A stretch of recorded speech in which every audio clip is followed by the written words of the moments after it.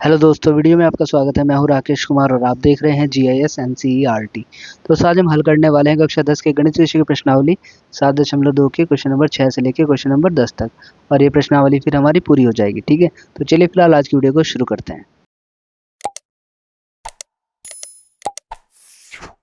ये देखिए, ये प्रश्नावली का क्वेश्चन नंबर 6 और इसमें कहा गया है यदि बिंदु 1,2 4, x, 6 और 3,5 इसी क्रम में लेने पर एक समांतर चतुर्भुज के शीर्ष हों तो x और y ज्ञात कीजिए। यानी कि ये 4 बिंदु दे दिए हैं और अगर हम इनको इसी क्रम में लेते हैं तो एक समांतर चतुर्भुज बन रहा है मान लो। तो हमें इनमें x और y ज्ञात करना है। ठीक है, तो चलिए इसका आंसर देखते हैं। अब देखिए, ये है छठे क्वेश्चन का सॉल्यूशन। इसमें कहा गया है कि एक समांतर चतुर्भुज है हमारे पास, उसके चारों शीर्ष यहाँ पर दिए गए हैं। तो मैंने एक समांतर चतुर्भुज यहाँ पे बना लिया है। इन शीर्ष के हमने नाम ABCD रख लिए हैं यहाँ पर। ठीक है, अब इसमें करना क्या है, हमें पता है चूंकि समांतर चतुर्भुज के विकर्ण परस्पर बिंदु O पर समद्विभाजित करते हैं। अगर आप किसी भी समांतर चतुर्भुज के विकर्ण बनाएंगे तो वे आपस में एक दूसरे को समद्विभाजित करेंगे, मतलब एक दूसरे को बराबर बराबर हिस्सों में बांटेंगे। अब इससे होगा क्या, इससे ये हो जाएगा कि ये जो बिंदु O है ये मध्य बिंदु बन जाएगा। ठीक है, इससे हम बिंदु O के निर्देशांक ज्ञात कर सकते हैं मध्य बिंदु वाला सूत्र लगा करके। ठीक, तो मैं यहाँ पे लिख रहा हूँ, इसलिए बिंदु O के निर्देशांक। अब चूंकि बिंदु O मध्य में है, इसमें हम पहले AC के हिसाब से लेके चलेंगे कि AC का मध्य बिंदु है O। तो इस हिसाब से फॉर्मूला लग जाएगा मध्य बिंदु वाला x1 plus x2 upon 2 comma y1 plus y2 upon 2। ठीक है, तो यहाँ पर आप लिखेंगे x1 क्या है, देखिए 1 प्लस x2 क्या है x अपॉन 2। ऐसे y1 क्या है 2 प्लस y2 क्या है 6 अपॉन 2। ये हो जाएगा। अब इसको आप ऐसे लिख लीजिए 1 प्लस एक्स अपॉन 2 कॉमा 8/2। इसको आप लिख सकते हैं 1 प्लस एक्स बाय 2 कॉमा 2 4 जा 8। ठीक है, ये बन गई समीकरण नंबर 1। अब इसी तरीके से फिर से बिंदु O के निर्देशांक निकालेंगे, लेकिन इस बार BD विकर्ण को लेके चलेंगे। इस BD में हमें x1 x2 और y1 y2 मिल जाएगा। ठीक है, तो मैं यहाँ पे लिख रहा हूँ पुनः बिंदु O के निर्देशांक। ठीक है, फिर से बिंदु O के निर्देशांक निकाल रहे हैं, लेकिन इस बार विकर्ण दूसरा है। तो विकर्ण है इस बार BD। तो इसमें x1 plus x2 upon 2 comma y1 plus y2 upon 2। इसको सॉल्व करेंगे थोड़ा तो होगा 7/2 कॉमा 5 प्लस y/2। ये बन गए समीकरण नंबर 1। अब हमें पता है दोनों ही ये बिंदुओं के निर्देशांक है, तो ये बराबर होंगे आपस में। तो मैं यहाँ पे लिख रहा हूँ समीकरण नंबर 1 व 2 से, समीकरण 1 व 2 से इनको हम लिखेंगे बराबर में 1 प्लस x/2 कोमा 4 बराबर 7/2 कोमा 5 प्लस y/2। अब देखिए, ये इसके इक्वल हो जाएगा क्योंकि x का निर्देशांक है, और ये इसके इक्वल हो जाएगा क्योंकि ये y का निर्देशांक है। x और y आपस में बराबर होंगे। ठीक है, तो इसको ऐसे लिख लेंगे 1 प्लस x/2 बराबर हो जाएगा 7/2 के। ऐसे यहाँ पे डैश कर लेंगे, 4 बराबर हो जाएगा 5 प्लस y/2 के। ठीक है, ये 2 से 2 कैंसिल कर दो, बचेगा 1 प्लस x बराबर 7। यहाँ से x निकालेंगे, 1 इधर आगे माइनस में, तो x की वैल्यू निकल जाएगी 6। ठीक है, इसी तरीके से इधर y की वैल्यू निकालेंगे, 4 की गुणा इधर 2 में कर देंगे, 4 दूनी 8 हो जाएगा, बचा 5 प्लस y। हमें y निकालना है, 5 आएगा 8 के पास माइनस में, तो y की वैल्यू निकल जाएगी 3।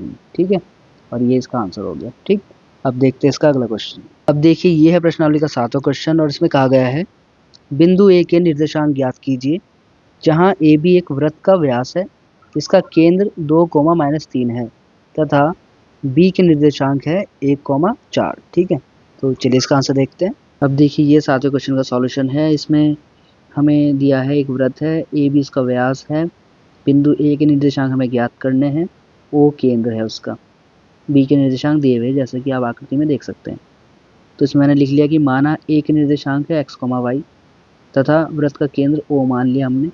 बी के निर्देशांक हमारे पास है, वो मैंने लिख लिया। ठीक है, अब देखिए चूंकि हमें पता है जो बिंदु ओ है वो व्यास ए बी का मध्य बिंदु है, बीच में है बिल्कुल। ठीक है, तो यहाँ से हम मध्य बिंदु का सूत्र लगा करके ओ के निर्देशांक लिख सकते हैं और उससे हम एक्स वाई ज्ञात करेंगे। ठीक है, तो मैं यहाँ पे लिख रहा हूँ बिंदु ओ के निर्देशांक। बिंदु ओ के निर्देशांक क्या है हमारे पास, x। बिंदुओं के निर्देशांक क्या है हमारे पास, 2 -3। ठीक है, और वैसे फॉर्मूले से अगर हम निकालेंगे मध्य बिंदु वाले सूत्र से तो कैसे निकलेगा, x + 1/2 y + 4/2। ये मध्य बिंदु वाला फॉर्मूला लग गया है ना। अब देखिए ये x का निर्देशांक हो गया, ये y का हो गया। ठीक है, तो ये आपस में इक्वल हो जाएंगे, तो ये वाली चीज़ 2 के बराबर जाएगी और ये वाली चीज़ -3 के बराबर जाएगी। ठीक है, तो इसको ऐसे लिख लेंगे x + 1/2 = 2 और y + 4/2 = -3। ये 2 यहाँ पे जाएगा मल्टीप्लाई में हो जाएगा। ठीक है, तो लिखेंगे इसको 2 दूनी 4, 1 इधर आके माइनस में, x की वैल्यू आ गई 3 और यहाँ पर 2 उधर गुणा में जाएगा, 2 3 -6, 4 इधर आके माइनस में, y की वैल्यू -10। ठीक है, तो देखिए इस तरह से बिंदु एक निर्देशांक निकल गए हैं। हम लिख देंगे यहाँ पे, अतः बिंदु ए के निर्देशांक 3, -10 है। ठीक है, ये इसका आंसर हो गया। अब देखते हैं इसका अगला क्वेश्चन।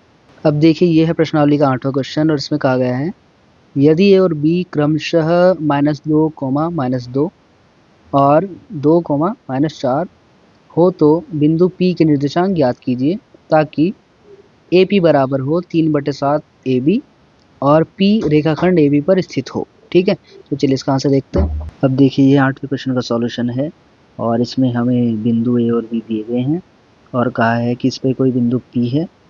ठीक है, तो हमें बिंदु P के निर्देशांक ज्ञात करने। ठीक, तो इसमें मान लेंगे, माना बिंदु P के निर्देशांक x, y हैं। ठीक है, ये हमने मान लिया। ठीक, अब जो हमें दिया है AP बराबर 3/7 AB, ये हमें दिया है। अब जो ये AP इसको ऐसे रखेंगे, AB नीचे आएगा तो होगा 3/7। इसका मतलब ये हुआ AP का जो रेशियो है वो है 3 और जो AB का रेशियो है, जो मतलब पूरा रेशियो है वो है कितना, 7। इस तरीके से। ठीक, तो हमें PB का रेशियो देखना है, फिर विभाजन सूत्र से हम बिंदु P के निर्देशांक ज्ञात कर लेंगे। तो इसके लिए हम लिखेंगे यहाँ पर, अगर हमें PB ज्ञात करना है तो PB कैसे निकलेगा, जब हम पूरे में से AB में से माइनस कर देंगे AP को, तो पूरा है 7, इसमें से माइनस कर दिया AP को 3 को, तो आ गया 4। तो PB का जो अनुपात है वो है 4। तो इससे हमें M1 M2 मिल गया है। M1 है हमारे पास 3 और M2 है हमारे पास 4। ठीक है, अब हम लिखेंगे तब बिंदु P के निर्देशांक,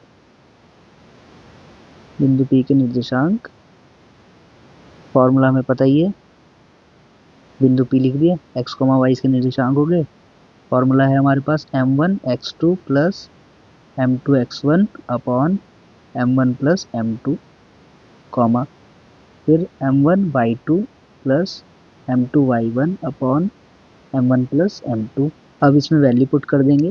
m1 है हमारे पास 3 और जो x2 है वो है हमारे पास 2 प्लस m2 है 4 और x1 है -2 बटे m1 प्लस m2 यानी कि 3 + 4। ऐसे फिर से m1 है 3 और y2 है हमारे पास -4 प्लस m2 है 4 और y1 है हमारे पास -2 बटे में फिर वही 3 + 4। फिर ये हो जाएगा 3 दूनी 6, 4 दूनी -8, 4 और 3 7, इधर -12 और -8 नीचे 7। फिर यहाँ पर आएगा -2/7, यहाँ पे आएगा -20/7। ठीक है, यही बिंदु P के क्या हो जाएंगे, निर्देशांक हो जाएंगे। और ये हमारा आंसर आ गया। ठीक है, अब देखते हैं इसका अगला क्वेश्चन। अब देखिए ये है प्रश्नावली का 9वां क्वेश्चन और इसमें कहा गया है बिंदुओं a -2,2 और b 2,8 को जोड़ने वाले रेखाखंड ए बी को 4 बराबर भागों में विभाजित करने वाले बिंदुओं के निर्देशांक ज्ञात कीजिए। ठीक है, तो चलिए इसका आंसर देखते हैं। अब देखिए ये है प्रश्नावली का 9वां क्वेश्चन और इसमें कहा गया है कि हमारे पास एक रेखाखंड है जिसका नाम है ए बी। यहाँ पर बिंदु दिए गए हैं और इस रेखाखंड को यानी कि ए बी को 4 बराबर भागों में विभाजित करने वाले बिंदुओं के निर्देशांक हमें ज्ञात करने हैं। तो वे बिंदु मैंने मान लिए हैं पी, क्यू और आर, जैसा कि आप आकृति में देख सकते हैं। ठीक है, तो इन तीनों बिंदुओं के हमें निर्देशांक ज्ञात करने हैं क्योंकि ये तीनों बिंदु इस रेखाखंड ए बी को 4 बराबर भागों में बांट रहे हैं। आप देख सकते हैं 1, 2, 3, 4 और ये सब बराबर भाग है। ठीक है, तो अब मैंने यहाँ पे लिखा भी है कि माना ए बी को 4 बराबर भागों में विभाजित करने वाले बिंदु पी, क्यू व आर है, जैसा कि आप आकृति में देख सकते हैं। अब इस हिसाब से अगर आप देखेंगे आकृति में तो सबसे बीच का जो बिंदु है वो है क्यू, यानी कि मध्य बिंदु क्या हो गया ए बी का क्यू। तो क्यू के निर्देशांक हम ज्ञात कर सकते हैं मध्य बिंदु वाले सूत्र से। ठीक है, तो मैं यहाँ पे लिख रहा हूँ, इसलिए क्यू के निर्देशांक बराबर x1 + x2/2 y1 + y2/2। तो ये कितना हो जाएगा, ये तो हो गया 0 और इधर हो जाएगा 8 और 2 10, 10/2 यानी कि 0, 2 पंजे 10, 5। ठीक है, तो क्यू के निर्देशांक निकल गए हैं 0,5। अब देखिए जो क्यू के निर्देशांक निकले हैं 0,5, ए और क्यू का यूज़ करके हम बिंदु पी के निर्देशांक ज्ञात करेंगे। कैसे, क्योंकि ए और क्यू के बीच में क्या है बिंदु पी, ये मध्य बिंदु हो गया, तो यहाँ पर भी मध्य बिंदु वाला सूत्र लगा देंगे हम। ठीक है, तो लिखेंगे पी के निर्देशांक बराबर x1 + x2, x1 क्या है -2 और x2 क्या है 0, तो -2 + 0/2 y1 क्या है 2 और y2 क्या है 5, y1 + y2/2। तो यहाँ पर हो जाएगा -2/2 और यहाँ पर हो जाएगा 7/2। ये कैंसिल हो गया, माइनस का 1 बचेगा और ये 7/2 ऐसे रहेगा। ठीक है, तो बिंदु पी के निर्देशांक भी निकल गए हैं। इसी तरीके से बिंदु आर के भी हम निर्देशांक ज्ञात कर लेंगे, लिखेंगे, इसलिए आर के निर्देशांक, इसमें वही लग जाएगा मध्य बिंदु वाला सूत्र। देखो आर यहाँ पर बीच में है क्यू और बी के, तो x1 हो जाएगा 0 और x2 हो जाएगा 2, y1 हो जाएगा 5 और y2 हो जाएगा 8। तो लग जाएगा इसमें भी x1 + x2/2 y1 + y2/2 बराबर 2/2, 8 और 5 13/2, 2 से 2 जाएगा, 1 बचेगा, 1, 13/2। ठीक है, तो ये इस प्रकार से पी, क्यू, आर तीनों बिंदु के निर्देशांक निकल गए हैं। अब देखते हैं इसका अगला क्वेश्चन। अब देखिए ये है प्रश्नावली का 10वां क्वेश्चन और इसमें कहा गया है एक समचतुर्भुज का क्षेत्रफल ज्ञात कीजिए जिसके शीर्ष इसी क्रम में इतने दिए गए हैं और इतने हैं, संकेत भी दिया है। समचतुर्भुज का क्षेत्रफल अगर हमें निकालना है तो हाफ गुणा करेंगे उसके विकर्णों का गुणनफल। ठीक है, तो चलिए इसका आंसर देखते हैं। अब देखिए ये प्रश्नावली का 10वां क्वेश्चन और इसमें कहा गया है कि एक समचतुर्भुज का हमें क्षेत्रफल ज्ञात करना है। इसके शीर्ष भी दिए हैं, इन शीर्ष के हमने नाम दे दिए ABCD, जैसा कि आप आकृति में देख सकते हैं। अब क्वेश्चन में एक चीज़ कही है कि समचतुर्भुज का अगर आपको क्षेत्रफल ज्ञात करना है तो इसका सूत्र है हाफ गुणा उसके विकर्णों का गुणनफल। तो इसके विकर्ण जो है AC और BD, इनको हम ज्ञात कर लेंगे और फिर उनका गुणनफल कर देंगे हाफ के साथ और हमारे पास इस समचतुर्भुज का क्षेत्रफल आ जाएगा। ठीक है, तो चलिए सबसे पहले निकालते हैं इसमें AC निकालना है हमें, तो दूरी वाला सूत्र लगेगा अंडर रूट में क्या होगा x2 - x1 y2 - y1। तो x2 क्या है -1 माइनस x1 क्या है -3, ऐसे ही प्लस y2 क्या है 4 -0, यह है y1। ठीक है, सॉल्व करेंगे इसको, -4 का होल स्क्वायर प्लस 4 का होल स्क्वायर, ये हो जाएगा 16, ये भी हो गया 16 और ये हो गया 32 को हम लिख सकते हैं 4√2 मात्रक। ठीक है, ऐसे ही निकालेंगे अब इसमें हम क्या BD, तो BD ज्ञात करना है हमें। तो वही फॉर्मूला लगेगा x2 minus x1 y2 minus y1 वाला। तो इसमें x2 क्या है माइनस का 2 और x1 क्या है 4 होल स्क्वायर कर देंगे, प्लस y2 कितना है माइनस का 1 माइनस y1 कितना है 5 होल स्क्वायर कर देंगे। ये हो जाएगा 4 और 2 माइनस का 6 का होल स्क्वायर, प्लस यहाँ पर ही 5 और माइनस का 1, ये हो गए माइनस का 6 का होल स्क्वायर। तो ये हो जाएगा हमारे पास 6 6 36 और ये भी हो गया 36। ये हो जाएगा अंडर रूट में 72 और इसका जब वर्गमूल हम निकालेंगे तो आएगा 6 अंडर रूट 2 मात्रक। ठीक, अब निकाल देंगे समचतुर्भुज का क्षेत्रफल, लिखेंगे। इसलिए समचतुर्भुज ABCD का क्षेत्रफल बराबर हाफ गुना विकर्ण क्या है AC गुना BD। ठीक है, इनकी मल्टीप्लाई कर देंगे। हाफ गुना AC कितना है 4 अंडर रूट 2 गुना BD कितना है 6 अंडर रूट 2। ये कैंसिल कर दो, 2 दूनी 4, तो 2 अंडर रूट 2 गुना 6 अंडर रूट 2। अंडर रूट 2 और अंडर रूट 2 की गुना होगी तो क्या हो जाएगा 2 हो जाएगा। ठीक है, और गुना 6 दूनी कितना हो जाएगा 12, तो आएगा 12 दूनी 24 वर्ग मात्रक। क्योंकि क्षेत्रफल है इसलिए वर्ग में आएगा, इसलिए वर्ग मात्रक लिख दिया और ये क्वेश्चन हमारा कंप्लीट हो गया। ठीक है, तो दोस्तों इस प्रकार से प्रश्नावली हमारी पूरी हो गई। जल्दी मिलते हैं आपसे अगली वीडियो में एक नए चैप्टर के साथ। तब तक के लिए bye, take care, thanks for watching.